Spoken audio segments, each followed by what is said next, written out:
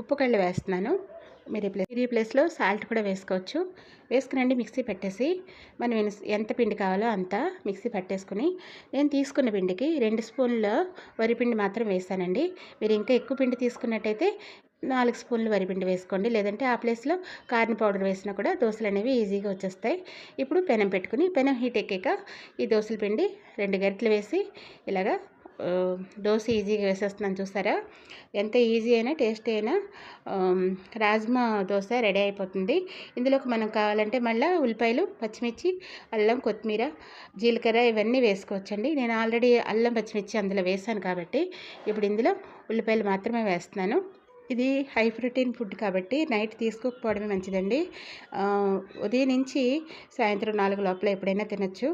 అదే చిన్నపిల్లలకి, పెద్దవాళ్ళకి నైట్ పెట్టకపోవడమే మంచిది. ఎందుకంటే కొంచెం అరుగుదల కష్టమవుతుంది కాబట్టి